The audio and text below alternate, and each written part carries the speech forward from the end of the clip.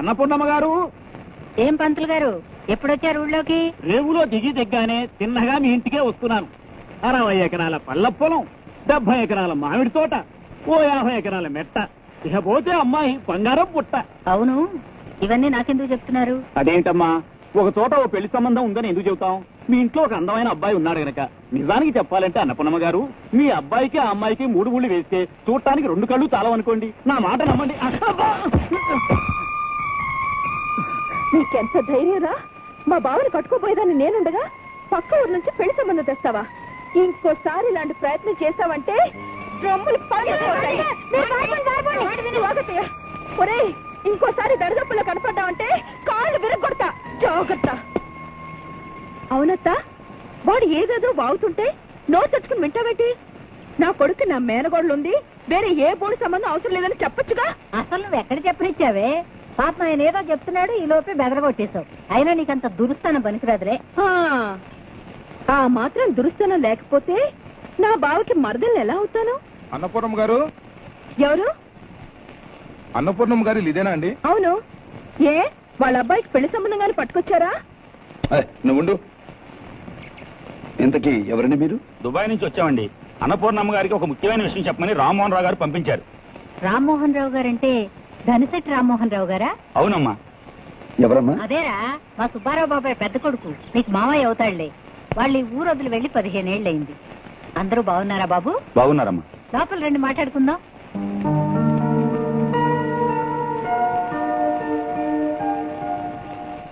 అవునమ్మా, ఆయన అక్కడ బాగా సంపాదించుకున్నాడు. ఎంతైనా పుట్టిన గడ్డ కదా, అందుకే ఇక్కడికి వచ్చేస్తున్నారు. అలాగా, చాలా సంతోషం. అవును, రామ్మోహన్ రావు అన్న ఈ ఊరు వదిలి వెళ్లేటప్పుడు వాళ్ళకు చిన్న పాప ఉండాలి. ఇప్పుడు ఎలా ఉంది? ప్రియా పెళ్లిడికి వచ్చిందమ్మా.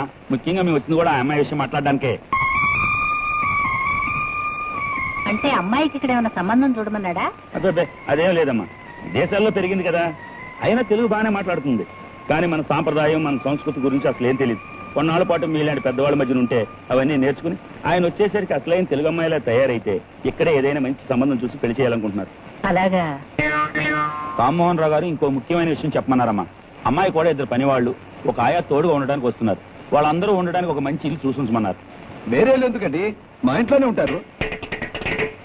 లేదు బాబు, అమ్మాయి మీకు ఏమాత్రం భారం కాకూడదు అన్నదే ఆయన ఉద్దేశం. అందుకే వేరే ఇల్లు చూసి కట్టమని మరీ మరీ చెప్పారు. సర్లేండి, మా పాత ఇల్లు ఖాళీగానే ఉంది, నేనే దగ్గరుండి బాగు చేయిస్తాను. అవును, ఇంతకీ వాళ్ళు ఎప్పుడు వస్తున్నారు?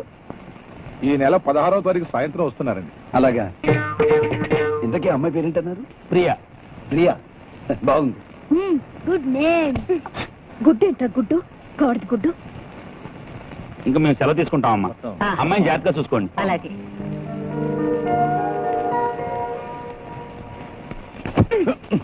ఏంటి బాబు, పేరు బాగుందా? ఇల్లు దగ్గరుండి బాగు చేయిస్తావా? అలాగే 16వ తారీఖు పొద్దు నుంచి రేవులో కూర్చుని ఆ దొరసానమ్మ రాగానే స్వాగతం కూడా పలుకుతావా? నోర్మై, ప్రతి దానికి మీద పడతావు. అయినా ఆ రోజు నేను ఇంటికి వచ్చే పనే లేదు, పొలంలో పనుంది, మిరపకోత. అలానా? బాగుంది బాబా. ఒక పెట్టినా ఏంటి? ముద్దు.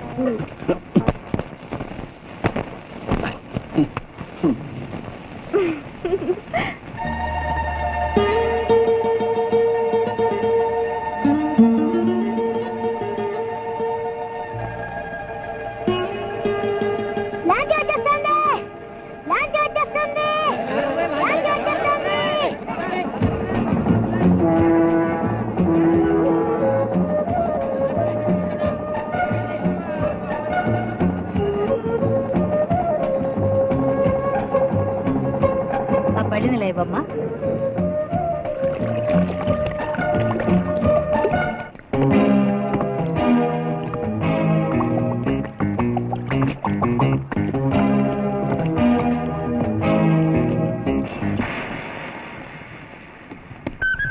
Thank you.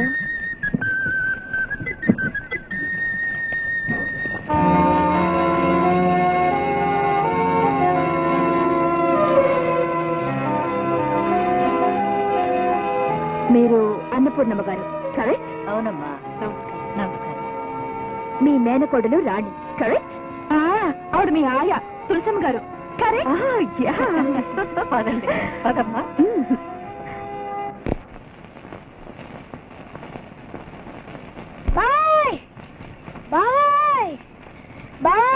నువ్వా? అవునరా, నువ్వు బాబోయ్ అన్నావా బాబోయ్ అన్నావా? బాబోయ్ మనందుకంటాం బస్సు, బాబోయ్ అంటాం గాని ఎందుకలా రొప్పుతున్నావు? ఏం ముంచుకొచ్చింది? మంచికొచ్చిందో ముంచుకొచ్చిందో మనకు తెలియదు గాని మా అక్క సవితి మాత్రం స్టైల్ గా అందంగా అదో రకంగా ఉళ్ళకి దిగింది. మీ అక్క సబిత? రేయ్, డ్రమ్ము పగిలిపోద్ది. విషయం ఏమిటో తిన్నగా చెప్పాడు. బాబా నీకు అర్థమే కాదు, మన రామదాస్ గారు అమ్మాయి రాణి నీకేమవుద్ది? మరదలవుద్ది.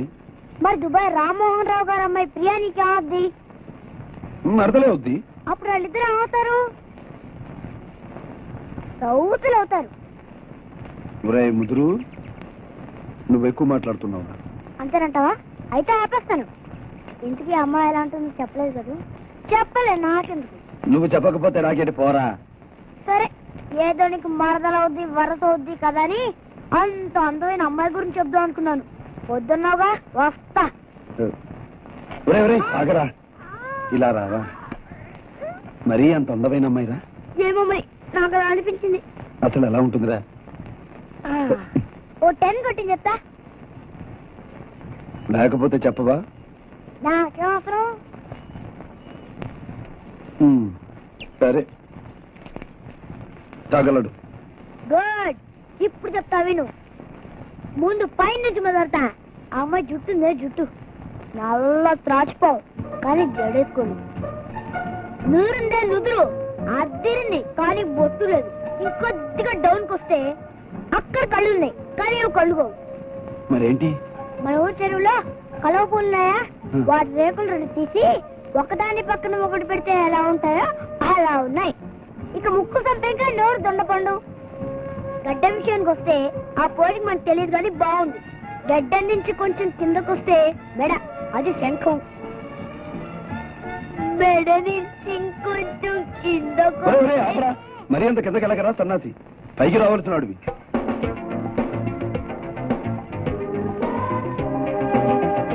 ఏంటి బయటికి రాదా? పోనీ మనమే ఏదైనా వంక పట్టుకుని వెళ్ళి చూసొస్తే? తెచ్చే, అదేం పెద్ద అందగెత్త. మనం వెళ్ళడం ఏమిటి, మనము అంతకాలమే. అవసరమైతే అదే వచ్చి చూస్తుంది. అక్కడేం చేస్తున్నావురా? అబ్బే ఏం లేదమ్మా, రాజమండ్రి లాంచ్లో ఎరువులు రావాలి, దానికోసం ఎదురు చూస్తున్నాను. అది అప్పుడే ఎందుకు వస్తుందిరా? 7:30గా. అవునమ్మా, రామ్మోహన్ రావు గారు అమ్మాయి ప్రియ చాలా అందంగా ఉంటున్నట్టుగా ఊళ్ళో వాళ్ళంతా అనుకుంటున్నారు. వాళ్ళు అనుకున్నదంటూ అబద్ధం లేదురా. రేవులో దిగ్గానే అందరి కళ్ళు దాని మీదే, అందుకే దిష్టి కూడా తీయించాను. అవును, ఆ అమ్మాయి అందంతో నీకేం పనిరా? అబ్బే నాకెందుకు, నాకు సంబంధం ఏంటి? ఊళ్ళో వాళ్ళంతా అనుకుంటున్నారు కదా అని అడిగాను. నేను అలా సుబ్బారావు గారి ఇంటికి వెళ్ళొస్తాను. నమస్కారం అండి. రండి రండి. బాబు, ఈవిడేరా ప్రియతో పాటు వచ్చిన తులసమ్మ గారు. నమస్కారం అండి.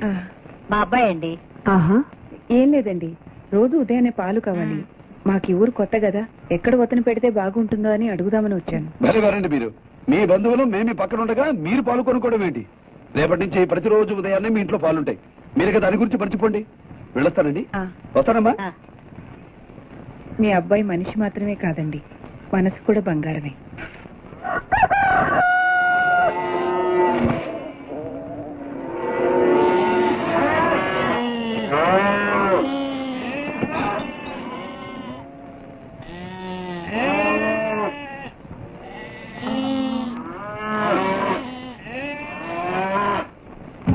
అమ్మాయి జుట్టుందే, జుట్టు నల్ల త్రాచిపోవు. ముక్కు సంపేగా నోరు దొండపండు. మెడ, అది శంఖం. ఎవరు? నమస్కారం తులసమ్మ గారు.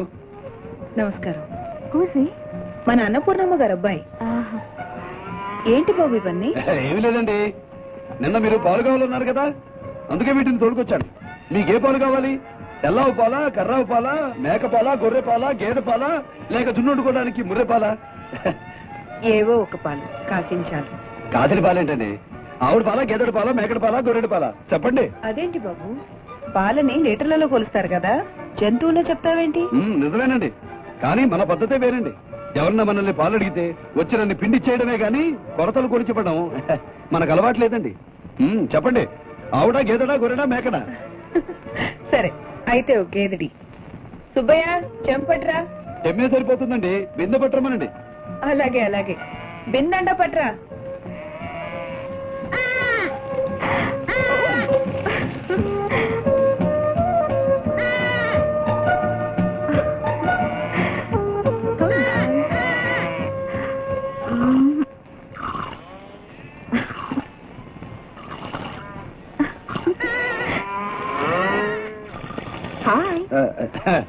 నీ పేరేంటి? అయిన వాళ్ళు బాలయ్య అంటారు, పరాయి వాళ్ళు బాలకృష్ణ అంటారు. అవును, నీ పేరేంటి? అయిన వాళ్ళు ప్రియా అంటారు, పరాయి వాళ్ళు సుప్రియ అంటారు. అలాగా, అయితే మనల్ని ఏమని పిలుచుకోమంటావు? సరే, తేల్చుకుని చెప్తాలే కౌబాయ్. కౌబాయ్? కౌబాయ్ అంటే ఏంటి? నేను చెప్తాను బాబాయ్.